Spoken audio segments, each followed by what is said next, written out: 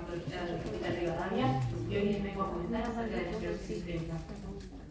Tenemos una agenda para el día de hoy que vamos a hablar de epidemiología, patogenia, la clasificación y los criterios, a qué le llamamos esclerodermia, vamos a hablar del renó, de la capilaroscopía, la clinimetría de la piel, otras manifestaciones de esclerosis sistémica y algo de tratamiento.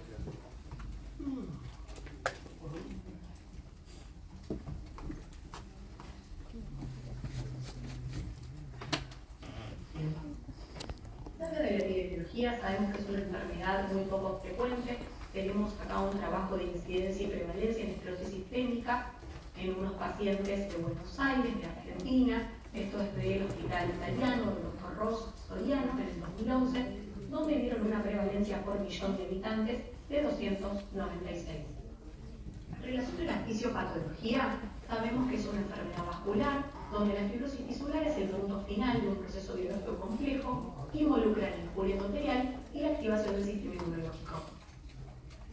Acerca de biomarcadores, sabemos que se han identificado numerosos biomarcadores relacionados con el daño vascular, pero ninguno resultó de utilidad para predecir progresión de daño microvascular y orgánico. A modo de clasificación, sabemos que podemos decir que la esclerodermia puede ser localizada o como esclerosis sistémica. La localizada, y les dije unas fotos, tenemos la morfea, la esclerodermia lineal, y en relación a la esclerodermia o la esclerosis sistémica, tenemos la limitada, la difusa y la que no tiene esclerodermia. Realmente sabemos que esta clasificación no es suficiente para explicar la gran heterogeneidad del compromiso orgánico, los distintos fenotipos de la enfermedad y los distintos patrones de progresión. Pero bueno, tenemos los límites de las rodillas y los codos, los cuales sabemos que próxima a codos y próxima a la rodilla suele ser el compromiso ilimitado y distal a los mismos el difuso. Tenemos criterios clasificatorios, los más nuevos son los ACR regular 2013, donde sabemos que se define esclerosis sistémica como un puntaje mayor de 9 puntos. Cada puntaje, si vemos que tienen 2, por ejemplo, en cada dominio, el que cuenta es el más alto.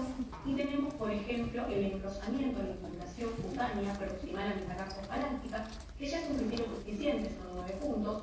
Luego tenemos la esclerofagia, la esclerofilia, las úlceras distales, la cicatricis o picnic scar, las telangiectasias, las alteraciones en la capilaroscopía, la hipertensión pulmonar, la EPID, el fenómeno de Raynaud y los anticuerpos relacionados.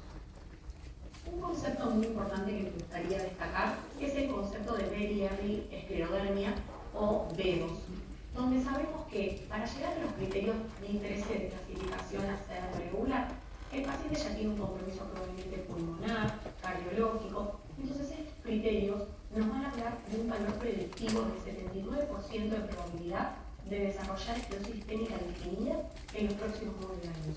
¿Y cuáles son? Es el paciente con fenómeno de Raynaud asociado a una alteración en la capilaroscopía, con S de pata, que ahora se les voy a mostrar, y o fenómeno de Raynaud con anticuerpos que sean asociados a la esclerosis sistémica, o sea, el anti-esclerosetenta, el anti-polimerasa 3, o anti-PMSSL o anti-THTO y el anti-centromero. Para que se den cuenta de la importancia de la detección precoz, fíjense cómo al principio el paciente está en una fase silente que puede durar años, décadas, donde está sintomático y donde lo primero que presenta, si ven ahí, es la línea roja del fenómeno de Raynaud. Después empieza la Very Early, donde puede tener algún compromiso en manos, sigue teniendo Raynaud y algo poco esofágico o digestivo, para luego transformarse en una temprana con compromiso pulmonar y termina en una establecida y avanzada con hipertensión pulmonar, que es la causa más frecuente e importante de mortalidad. Ahora les voy a hablar un poco del fenómeno de Raynaud. Las causas del fenómeno de Raynaud realmente son diversas. Tenemos, como ven acá, enfermedades autoinmunes, como la esclerosis sistémica, la enfermedad del tejido conectivo, los fármacos, como la rotamina, la anfetamina, la nicotina, las arteriopatías, como la embolia, la vasculitis, las endocrinopatías, como el hipotiroidismo, las causas ocupacionales y traumáticas, como pacientes que trabajan con máquinas pulidoras, las infecciones, como el pylori, y las misceláneas, como por ejemplo pacientes con túnel carpiano o SUDEP. Lo más importante de esta charla, que es esta diapositiva, es que puedan diferenciar la diferencia entre un fenómeno de Raynaud primario y un secundario. Fíjense que el primario es poco prevalente, pero más que el secundario, tiene una edad de inicio menor de 30 años, una isquemia que en realidad el paciente es simétrico, tiene parestesias pero muy poco dolor, no tiene daño tisular, tiene anticuerpos asociados, tiene una papiloscopía normal y suele resolver espontáneamente. La frecuencia de las enfermedades del tejido conectivo, del fenómeno de Raynaud, fíjense cómo es muy alta en comparación, por ejemplo, la esclerosis sistémica versus la artritis reumatoidea. Tenemos una esclerosis sistémica donde la frecuencia de enfermedad de Raynaud es del 95% y donde la manifestación inicial suele ser del 70%, versus, por ejemplo, el síndrome de Sjögren, donde la frecuencia de Raynaud es del 13 al 30% y la manifestación inicial es del 45%. Fíjense el resto, no es menor, la enfermedad mixta del tejido conectivo es bastante parecida a la esclerosis sistémica. Para poder evaluar el fenómeno de Raynaud, para nosotros es de mucha utilidad la capilaroscopía. Es un método no invasivo que permite la observación directa de la microvasculatura en el área perineal y nos sirve como método diagnóstico, pronóstico, seguimiento y de biomarcadores. La capilaroscopía y videocapilaroscopía para nosotros es el gol estándar para poder estudiar al fenómeno de Raynaud secundario. Para nosotros con la capilaroscopía es muy importante ver el patrón SD. ¿Qué significa esto?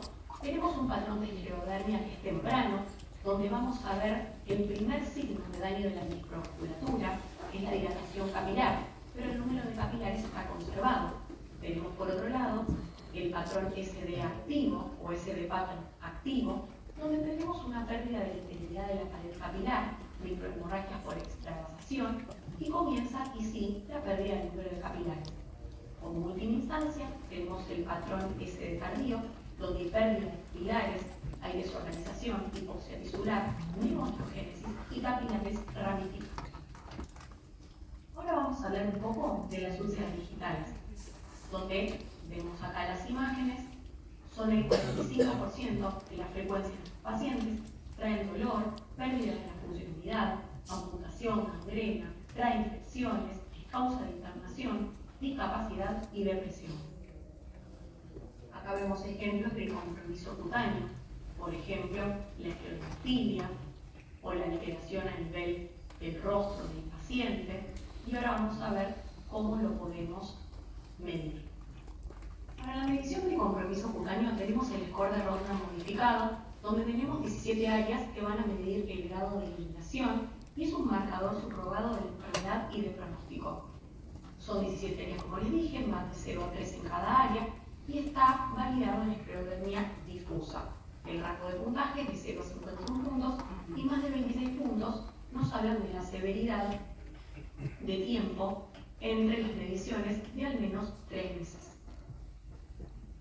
Tenemos factores que pueden predecir la progresión cutánea, como el corto tiempo de evolución de la enfermedad, la afección tendinosa, los anticuerpos positivos y un perfil de expresión génica, entre otros. Vamos a ver ahora un poco del compromiso pulmonar y de la estrella del compromiso pulmonar, que es la EPID, la enfermedad pulmonar intersticial, donde vemos que la EPID, en las enfermedades del tejido conectivo, el porcentaje es muy alto en la esclerosis sistémica, fíjense del 70 al 90%, por ejemplo, comparado con pacientes con lupus.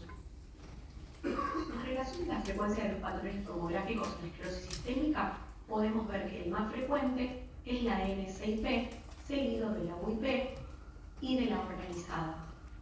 La NSIP suele ser de todas formas la más frecuente en todas las enfermedades del tejido conectivo, a diferencia de la R, donde la usual es la más frecuente.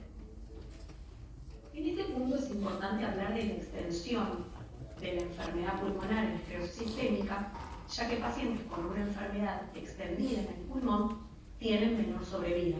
Pacientes con una extensión en la tomografía más del 20% o una capacidad vital forzada menor del 70% tienen una sobrevida mucho menor que los que no la tienen. En los últimos años empezamos a conocer esta nueva definición de fibrosis pulmonar progresiva. ¿Pero qué definimos esto y por qué es tan importante? Se define la fibrosis pulmonar progresiva como la evidencia de fibrosis, pero asociada a 2 de los 3 siguientes criterios, donde los pacientes tienen empeoramiento de los síntomas respiratorios, o tienen una progresión de lo que es la espirometría, como empeoramiento de la capacidad vital o de la DSO, o pueden tener un empeoramiento a nivel de tomografía. Factores que sabemos pueden predecir la progresión de la enfermedad pulmonar, así como teníamos los de la piel. Tenemos el sexo masculino, el reflujo gastroesofágico, el corto tiempo de evolución de la enfermedad, la extensión de la piel, una electrobáltica, pacientes afroamericanos, y sabemos que estos pacientes son poblaciones de alto riesgo y tienen que tener un seguimiento estricto. La hipertensión pulmonar es una complicación frecuente y severa de esclerosis sistémica, afecta al 8 al 12% de los pacientes, es una de las principales causas de mortalidad, y esto se les muestro en este gráfico. Y los pacientes con esclerosis sistémica e hipertensión pulmonar, sabemos que el rango de mortalidad que les estoy contando es mayor del 50% a 2 años. Les dejo acá a modo de recordatorio a qué le decimos nosotros hipertensión pulmonar no probable, posible o probable. Entonces la probable la vamos a decir con una velocidad de reflujo tricúspide pico mayor de 3.4, con una PSA mayor de 50, con o sin signos indirectos de hipertensión pulmonar. Acá les dejo el famoso gráfico semáforo, donde dependiendo de la velocidad pico de la regurgitación tricúspidea y la presencia o no de otros signos ecocardiográficos de hipertensión pulmonar, podemos determinar la probabilidad ecocardiográfica de tener hipertensión pulmonar en estos pacientes. Acerca de la crisis renal esclerodérmica, sabemos que es una alteración microangiopática trombótica, donde hay hipertensión acelerada, insuficiencia renal progresiva. Hay una forma normotensiva que tiene peor pronóstico, y los ECA realmente no funcionan como profilaxis. En este cuadro les dejo las formas que puede existir, cómo se puede presentar la crisis renal esclerodérmica en la forma hipertensiva. Mismo en este cuadro, en la más grave, cómo se puede presentar la crisis renal esclerodérmica en una forma normotensiva. Finalizando un poco en la parte clínica de, digamos, las manifestaciones de esclerosis sistémica, les quiero comentar algunos diagnósticos diferenciales de la misma. Una es la esclerodermia localizada, otra es el esclerotisedema, otro es el síndrome de Poems, el escleredema, la dermopatía fibrosante nephogénica, las alteraciones metabólicas, la enfermedad de Injerto versus Western y otros procesos que pueden verse afectados con fenómeno de Raynaud. Entonces ahora vamos a ver un poco el tratamiento por dominios que tenemos para esta patología. En relación al fenómeno de Raynaud, en este caso les voy a hablar un poco del update de la guía EULAR, o sea, europea, las recomendaciones de tratamiento de la esclerosis sistémica de 2017, donde vamos a ver que en el fenómeno de Raynaud, como fuerza de recomendación A, nos habla de los antagonistas cálcicos de tipo dihidropiridínicos, por ejemplo la nifedipina. Otros de los que nos nombran son los inhibidores de los fosfodiesterasa 5, como el sildenafil o el tadalafilo. Por otro lado, en relación a reducir la frecuencia y la severidad de los ataques de Raynaud, también se pueden utilizar los prostanoides que se pueden dar endovenosos, como el Inopros o el Alprostadil, o en casos de severidad donde han fallado el tratamiento previo. Y por otro lado, tenemos en esta guía como fuerza de recomendación C la fluoxetina, que podría mejorar los ataques del fenómeno de Raynaud en la esclerosis sistémica. Con respecto a las úlceras digitales, tenemos las prostaglandinas endovenosas, como el Ilopros, el Alprostadil, que pueden ser eficaces como fuerza de recomendación A para la cura de úlceras digitales. Otros tratamientos, tenemos la fosfodiesterasa 5, como el sildenafil, el tadalafilo, fíjense acá la nifedipina no la nombro. Y como también fuerza de recomendación A, tenemos el Bosentan, pero acá es importante destacar que habla como eficacia en reducción de lo que sería la recurrencia de nuevas úlceras, no para tratamiento actual, sino para prevenir recurrencia. Con respecto al compromiso cutáneo, tenemos varios fármacos como para la indicación de este dominio. Como fuerza de recomendación A, tenemos el metotrexato, tenemos también la ciclofosfamida, el mecofenolato, tenemos el trasplante autólogo de stem cells, que realmente tiene bastantes riesgos, es muy bueno, pero es para una población determinada. Así que bueno, tenemos ahí una gama de opciones como para poder iniciar tratamiento. Con respecto al pulmón, hay últimamente muchas guías y muchos consensos. Yo acá les puse lo que me parece más importante, que es el 2020, que es el manejo de EPID en esclerosis sistémica, basado en el consenso europeo, y por otro lado, la guía de EPID de la ACR. Entonces, por ejemplo, en esta guía del 2020, publicada en Lancet Europea, nos dice que tenemos que decidir a quién le vamos a iniciar un tratamiento farmacológico. Entonces, ¿a quién se lo vamos a iniciar?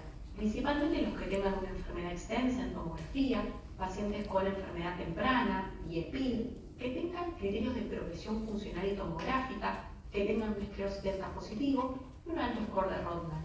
Entonces, por ejemplo, para la terapia farmacológica tenemos el mofetil de mecofenolato, la ciclofosfamida, el nintedanib como un antifibrótico, y a partir de eso seguir fijándonos, monitoreando al paciente con distintos métodos, que los métodos más aceptados son los que no impliquen ningún tipo de radiación para el paciente, o sea, se puede usar si se necesita la tomografía, pero de no ser necesario, uno se va guiando por los valores de espirometría, como la capacidad interforzada, la DSO y el test de caminata. Y a partir de ahí, decir, continuar el tratamiento, retirarlo, o directamente ver que fue un tratamiento inadecuado y debe evaluar otros tratamientos. Acá les dejo el algoritmo de la guía ACR, donde divide pacientes con una enfermedad pulmonar intersticial subclínica, diferenciándola de la clínica, y divide también a los pacientes si tienen un alto riesgo o un bajo riesgo de progresión, y a partir de ahí los tratamientos que ofrece. Pero son todos más o menos los que les estoy comentando. Fíjense que al final, cuando el paciente no responde, se ofrecen tratamientos como rituximab, agregados también de, bueno, esto puede ser arbitrio, pero de antifibróticos, y si no, también, si no responde ningún tipo de tratamiento, se puede pensar el trasplante autólogo de células mesenquimales. Siguiendo con la hipertensión pulmonar, sabemos que los tratamientos van a depender de la vía que uno decida utilizar. Uno puede empezar a tratar con vía de endotelina, o sea, antiendotelina, como macitentan, ambrisentan, bosentan.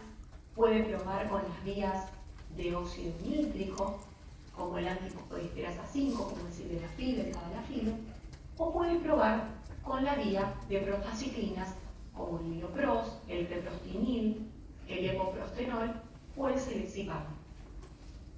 Esto me pareció importante porque si bien uno puede decir los tratamientos que uno puede ofrecer, hay que ver el riesgo que tengan los pacientes, si es moderado, intermedio o alto riesgo. Porque, por ejemplo, los pacientes que empiecen con un riesgo bajo pueden iniciar con una monoterapia, distinto de los pacientes que empiecen con un riesgo aumentado, con una clase funcional 4, donde ya van a comenzar a iniciar un tratamiento combinado, incluyendo los análogos de prostaciclinas. Para finalizar, en relación a la crisis renal esclerodérmica, sabemos que es una emergencia médica donde tenemos que primero ver la severidad del paciente, la TEA que tenga, si la sistólica es mayor de 180, la diastólica mayor o igual a 110. Si esto ocurre, hay que bajarle la presión en por lo menos una hora, llegar a un determinado target, iniciarle gradualmente NECA, Nalapril, o bueno, acá en esta guía ponen otras opciones.